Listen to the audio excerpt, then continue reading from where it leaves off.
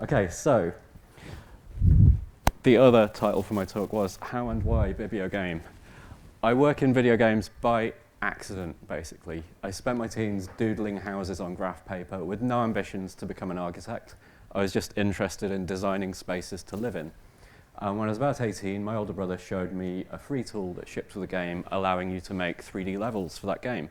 I thought, great, I can build my houses and have a run around them.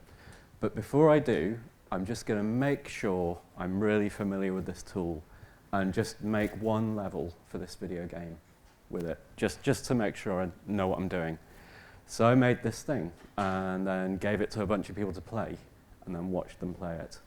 And then got really obsessive about that and kind of spent hours and hours watching people play inside this sort of fish tank I'd made for them.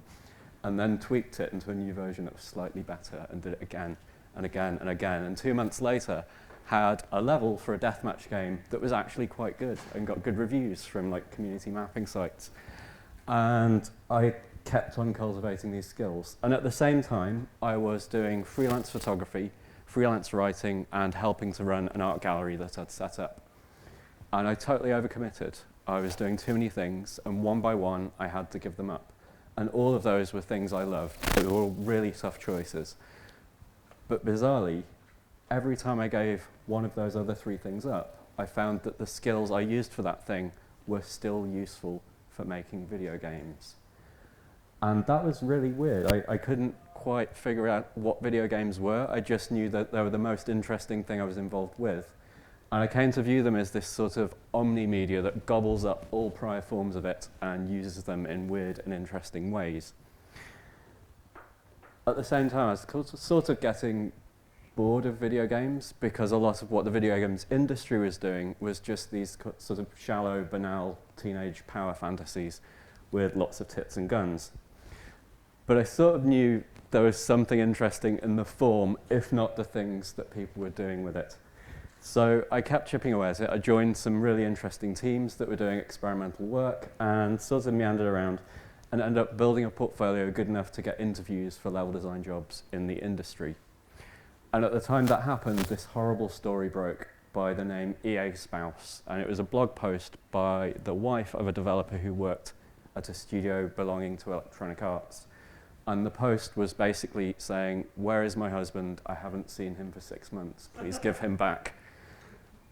I mean, it sounds funny, but it was typical at the time for studios to make people work 90-hour weeks with unpaid overtime for 6-month stretches. And they still do. It's still a really awful practice that the games industry does, despite myriad studies showing that after 2 weeks of more than 40 hours a week, your productivity drops overall. Producers and management of the video games industry still do this to people.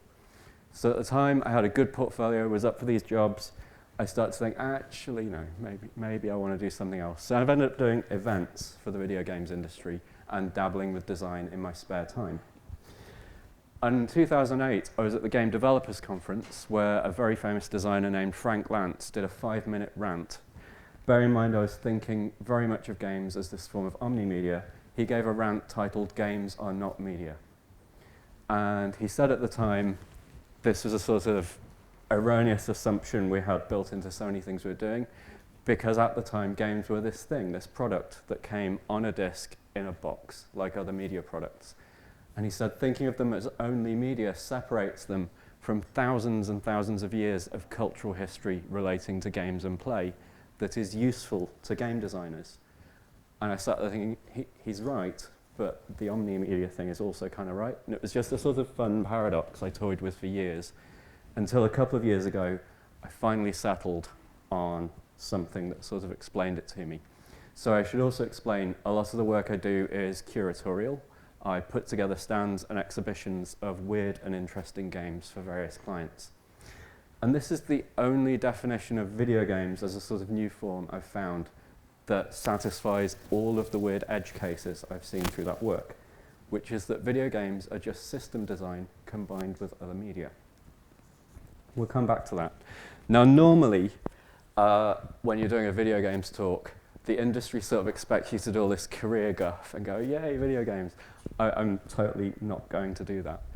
To be fair, if you work in video games, you'll work with some extraordinarily clever people. It has really high requirements in terms of STEM subjects to get any kind of job. But in other software development disciplines, you will get paid more. The games industry has a massive fund tax. It is massively oversubscribed. For instance, yesterday I saw statistics from the Netherlands. There are, I think, 1,000 people working in video games in the Netherlands, and more than that graduate from video games related courses every year. Most of those people will not work in video games. The games industry is also very volatile. Studios tend to shut down without warning. They suddenly get wiped out. No matter how responsible or ethical the bosses of those studios are, there are some out there that are maturing. They're not just made of 20-something young men. There were, for instance, Blitz Games in Leamington were a studio with 250 staff. Most of those staff were in their 30s and 40s and had families, and the owners of that studio felt a really deep ethical commitment to keeping those people in jobs. In the end, they struggled and couldn't. So moving on, something that's happened in the past few years is the indie dream. You could go out and work for yourself and have no corporate paymasters and just do your own thing and be completely unaccountable. And this film has a lot to answer for in terms of that. When this was first pitched and trailers were shown, it was going to be this amazing broad documentary showing stories of dozens and dozens of independent video game developers. The cut they actually released focused on 3 incredibly successful projects by prominent developers, and it led to an absolute glut of people rushing into independent development with incredibly unrealistic expectations. And through my job, I got to meet them all, and they totally all thought, I'm going to make indie games and get rich, just like those guys in the film. Incidentally, the guys in the film are pretty unhappy with the way they've been portrayed by it. But before that, 2 things made that possible at all. And one of them was digital distribution. That's what eliminated, or didn't eliminate, but largely has eliminated the idea that games are a thing in a box. And it's opened up all these different kind of tiers of what a game is, what kind of audience it can have, and a lot of price elasticity, which in turn has altered audience expectations of what a game should be, how long it should be, how polished it should be. The other thing is more accessible tools, which is a thing I'll come back later, and also point you to some resources if you happen to want to mess around with any of this stuff. But independent development is even more volatile than working in a big studio. And as I said, Indie Game the Movie has a lot to answer for. How many people here are familiar with the Overton window? Couple? It's a sort of idea from politics that there's this window of acceptable ideas that the public will accept, and you can't advance too far beyond that or push an idea that's too far outside that window, because you will not build the political will. Similarly, the designer Raymond Loewy used to have a principle he espoused as Maya. I used to quite admire Raymond Loewy until I read his autobiography and found out he was a massive sexist asshole. But he had this design principle, Maya, which was very clever, and his studio always adhered to it. It stands for most advanced, yet acceptable. As a talented designer, you may be able to make this amazing thing, but actually you probably have to dial it back a bit to this point where it fits within people's existing understanding of the world. So this is a game called Proteus. It was made by my friend Ed Key and his friend, the composer David Kanaga. And it's basically a procedurally generated island. Every time you start the game, it generates a new island from the same elements. And there's not all that much to do in it. It's just very beautiful. And you wander around the island, you learn about things that you can sort of provoke to happen, and in the end you can change the seasons and advance through them and get to a rather ambiguous ending for the game. And he did a bunch of interesting stuff with it that I've never seen a game designer do before. A lot of the events you can trigger are slightly decoupled from the time you trigger them at, and it completely obscures the relationship between cause and effect. And the first time I played it, I found that made me develop these weird little rituals because, you know, I'd done that thing and it made something happen, so I'll just keep on doing that thing. And he said he was really pleased because that's one of the things he was going for with this game. And lots of players develop their own weird little rituals to make or trigger a specific event. Nonetheless, when it was released on a popular games distribution platform, the top 2 community threads on the release day for this game were titled, "Warning, not a real game." It drew so much ire and invective, and there are so many other games that have done the same, like Dear Esther, Gone Home. More recently, Everyone's Gone to the Rapture. There are designers interested in making beautiful environments for people to explore. There's a sort of existing audience of players who aren't really, and these creators are really struggling to go out and find the audience. Gradually, as the years go by, they are doing, but existing games audiences are not the audience for this. Interestingly, first-person shooter has been, for decades, a kind of specific genre within video games. Doom is not, but is widely regarded as one of the first first-person games. And within months of its release, the term first-person shooter had been coined. I've forgotten who it was. There's a guy writing on Rock, Paper, Shotgun the other day about a sort of oral history of games, was talking about Myst, which was a first-person puzzle game released long before Doom. And that was a first-person thing. You didn't have to shoot anything, you're just solving puzzles. But, you know, people want this sort of short, sharp, sugary fun. So Doom became dominant. In most industry histories, that's the first-person game. And it got to the point where I talked to someone about a first-person thing around 2012.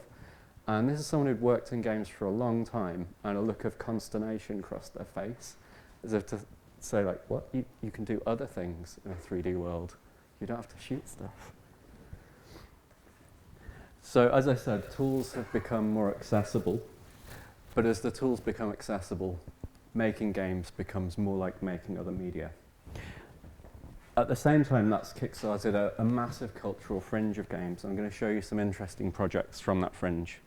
This is Quap by a man named Bennett Foddy. At the time he made this, he was, I believe, Professor of Philosophy and Bioethics at Oxford University. You basically use Q, W, O, and P on the keyboard to control the run it. In fact, there's internet, I'm going to show you. It's a great game. Is it working? Is it going to work? So he describes his games as powerlessness fantasies. He will take something fairly mundane and give it a completely unscrutable interface that makes it really difficult to do. Here we go. You are Quap, a small nation's sole representatives at the Olympic Games. Click to begin. So yeah, Q, W, O, and P.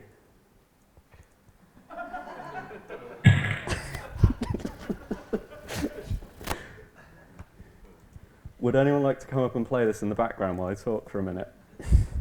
No? So it's actually possible to do. It's just incredibly difficult. And hey, it's just incredibly difficult. If you get exactly the right sequence with those 4 keys and he starts to sort of teeter forwards, Chariots of Fire will fade in. Bennett is a very evil man. There is a hurdle at 50 meters. There we go, a little bit of Chariots. He made a sequel to it where you control a horse called Clop. Okay. I think I've got it. Yeah, he made a sequel with a horse that's called Clop.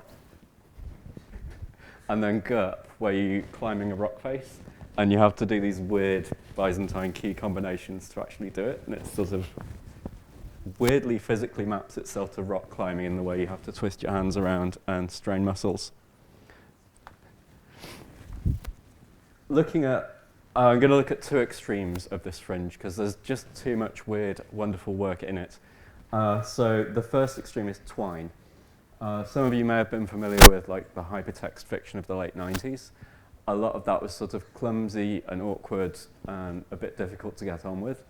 Twine is quite a simple tool making game making accessible to writers. And it is basically hypertext fiction. You can dress it up in interesting ways.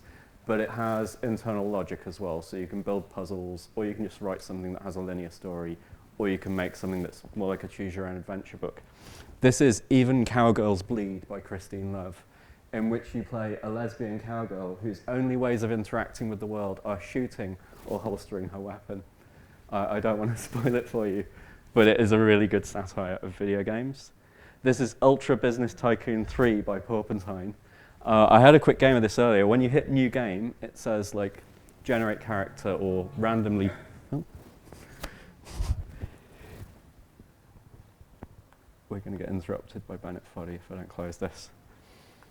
I played it earlier, hit generate character randomly, and it said, you have died during character creation. Please try again. I didn't get very far. As a high-powered businessman, I went into my office, slammed the button on the embezzlertron too many times, and then armed police ran into the office and shot me. This is Cuddle Fish. You are in an ocean. It is wet. There is nothing here. It is boring. You also don't see any lady cuttlefish. You have 8 arms, color-changing skin, lust.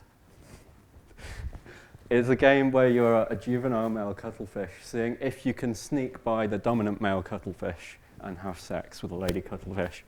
It is really well written, and it's sort of a good text-based puzzle as well. This is an easy tool to get to grips with. Like, if any of you are writers, you could figure this out in an afternoon and write yourself a Twine game. All the stuff like dressing them up to look nice comes later. It's a super simple, basic tool that makes game making accessible to people with those skills. At the other end, there's people making physical stuff and alternate controllers and hardware that's purely made for showing off at exhibitions or shows. So this is a thing I did with some friends. I managed to convince Virgin Media that they should fly interesting games people from all over Europe to London for a weekend to make stuff. And we had a few months' warning. And one of the ideas that kept coming up was my friend Ricky saying, we should get an old upright piano off Gumtree and make it run Doom. and we all went, we've spent years running events, humping arcade machines around. They're heavy, we hate them, and you're proposing we do it with something bigger and heavier. No. And every week while we pulled ideas and discussed stuff, we're like, oh, the Doom piano is a really funny idea, like, but we can't do it, it's just not sensible enough. And then like the day before, we were like, should we get a piano? Yeah, let's get a piano. So it is a piano that plays Doom, and you probably can't see, but the white keys were basically arranged to be move forward, strafe left, strafe right, turn left, turn right, move backwards, change weapons, and then every black key would shoot. And the way we did it was that we put copper tape on every hammer inside the piano with a wire soldered going off to an iPac board. 3 of those basically made every hammer strike from the piano into keyboard input for a PC. We also had to then recompile Doom after modifying it, because when a hammer hits a piano string, the contact is so brief and momentary that to move around at all, you had to just hammer the keyboard as if you were trying to play death metal on it. So we had to put some dwell in and make it move you a certain amount forwards. And it led to some really amazing, weird stuff happening. Like, people would play the game and this musical nonsense would spew forth from the piano, or people would play the piano and loads of nonsense would happen on screen. 2 people played a duet at one show where one person was trying to play Doom and the other person was trying to play the piano. This is Line Wobbler by Robin Baumgarten. It's made from about a 10-foot addressable RGB LED strip, an Arduino in a box, and it started with a shoehorn, now he's using doorstops. The important thing is it has an accelerometer in that knob on top of the spring, and it's a one-dimensional dungeon crawler. So you're a little green dot, you advance up the line, and to attack stuff you have to wobble the thing and turn into this kind of fuzzy cloud of yellow lights that eradicates anything it touches. And it's a really cleverly designed game. Probably my favorite thing about this is it has sound that is really tightly locked to the visuals and just sounds incredibly appropriate. And when I asked Robin about that, he said, yeah, it's just the signal I'm sending to the LED strip, but sent to a speaker. Yeah, it's another shot of it. This is RG Briefcase, another thing I made at the same time as the Doom piano with my friends George and John. It's an audio puzzle with 3 lines of buttons. The first version was a mess. It had like a small rat's nest of wiring and a phone receiver. The most recent version actually has like an Arduino with a wave shield and SD card with WAV files on it. But basically, it's a series of audio puzzles, and once you've solved them all, it tells you the combination to open the briefcase. But it does so using touch tone telephone tones, which aren't really designed for human ears to listen to. Like, they're really hard to actually memorize and decipher in any way. And I meant to put the video in the presentation, but didn't. We showed it in San Francisco, and two guys, an audio designer and a really prominent puzzle designer, spent 2 days revisiting it, trying to solve it. It turned out that we'd accidentally designed a really good music theory test. And they, after 2 days of like recording the tones and listening back and making notes and repeatedly solving the game, they finally managed to crack the combination and open it, and we'd filled it with sweets for that show. And these two guys had put so much time in, looked at it and went, oh right, well, I'll have a lollipop, and then closed it and locked it. But this was a point where I really sort of bumped into one of the things I hate most about the video games industry. Like, the show we put this in was called Out Control GDC, happens at the Game Developers Conference.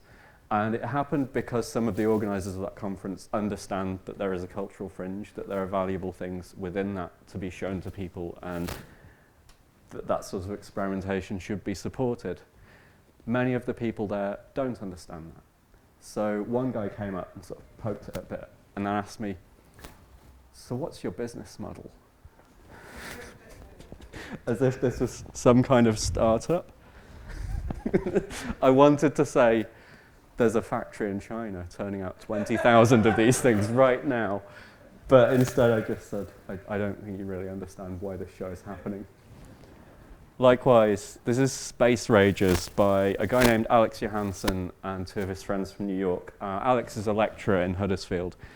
And this is a makey-makey with some puppets and a video game designed to work with them. So I should point at this screen rather than that one, shouldn't I? The sticks that the puppets are holding are connected to ground, and the bells hanging off their faces are all wired up to other key inputs. And basically, the two players have to beat each other's puppets in the face until there's a winner. And on the screen, as they beat each other, their heads gradually erode down to like bony stumps. It's a really fun game. But within hours of exhibiting it in London, in the NEC last week, 3 people had come up to Alex and asked him things like, so what's your commercial plan for this? Or, are you going to sell the puppets? It's like, no, it's really not the point of this kind of work.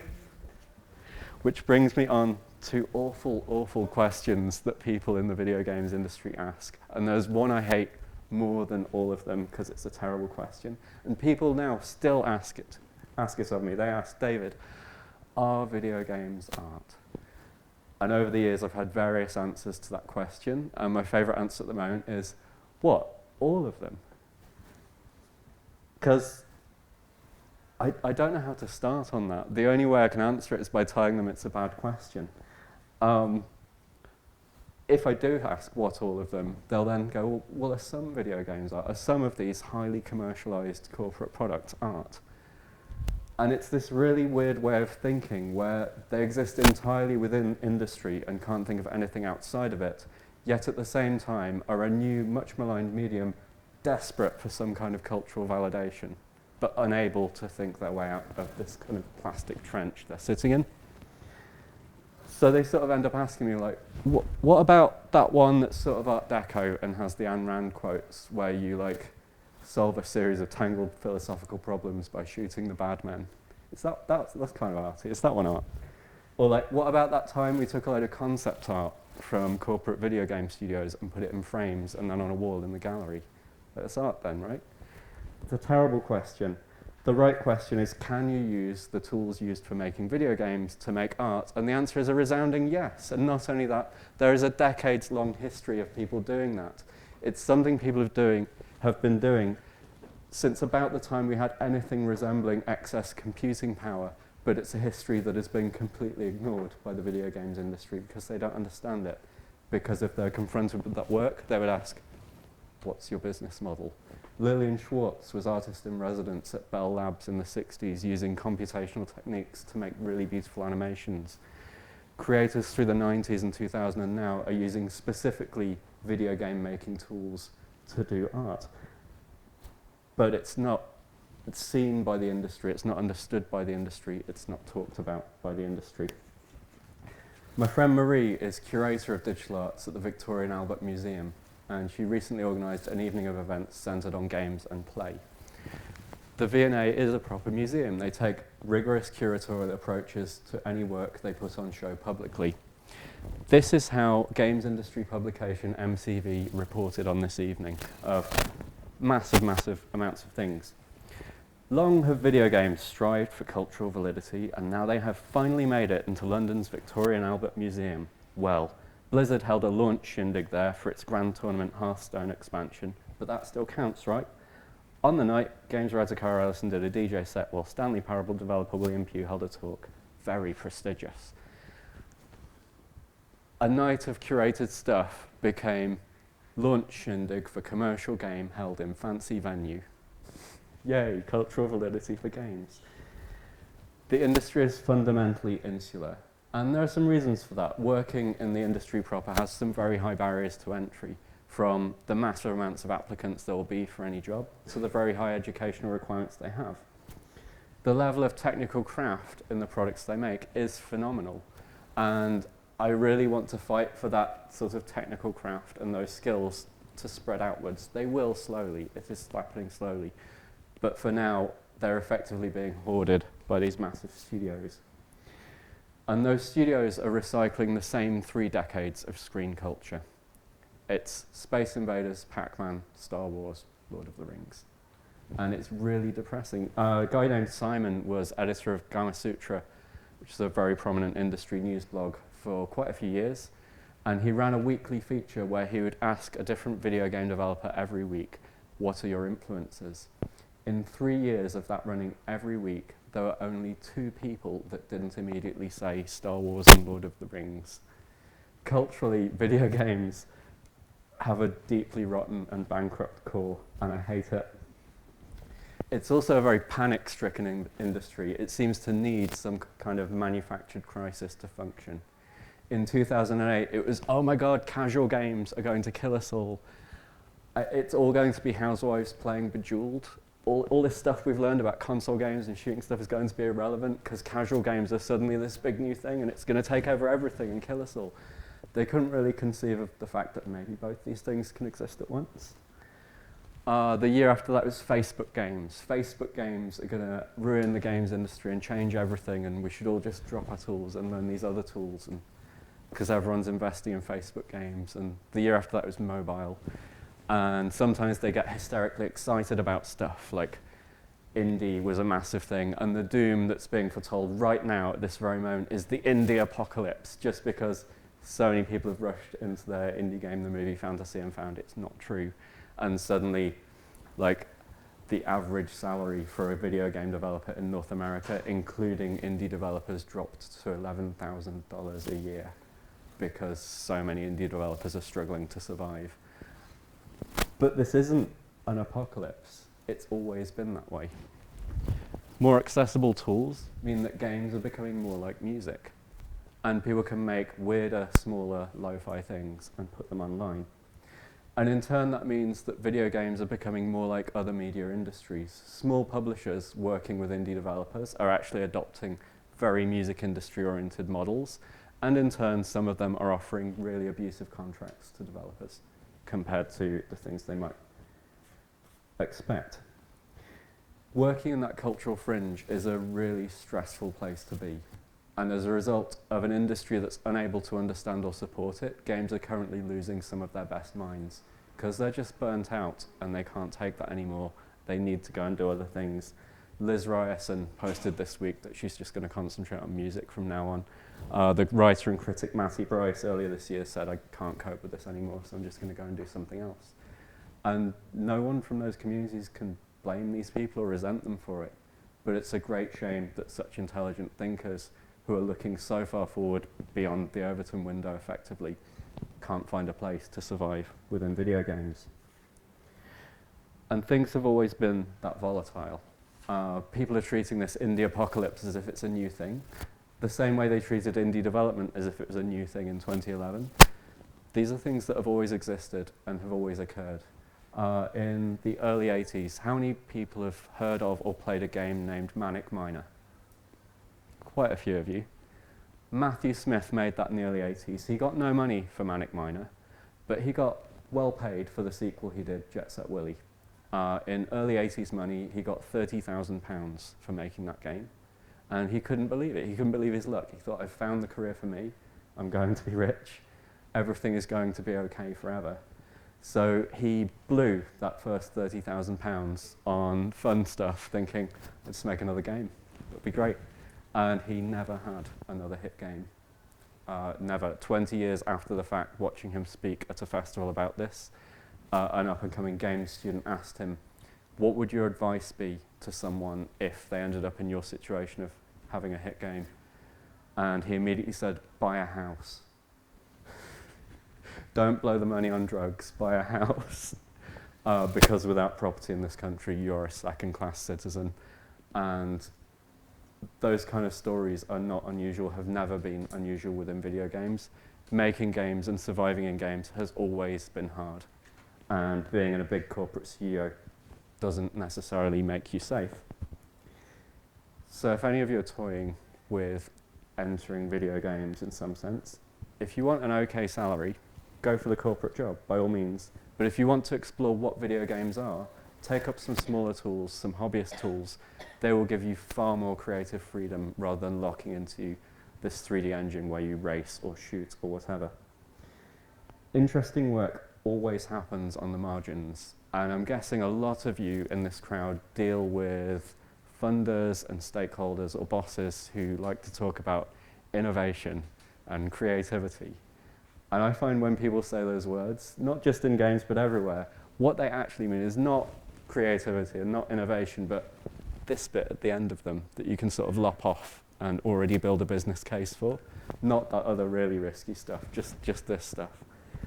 There are so few people supporting actual experimentation. That's always outsourced to hobbyists and independent creators, and it always has been in all forms of media. Finding, witnessing, and carving out spaces for that work is something we can all do to give it a better future. Thank you.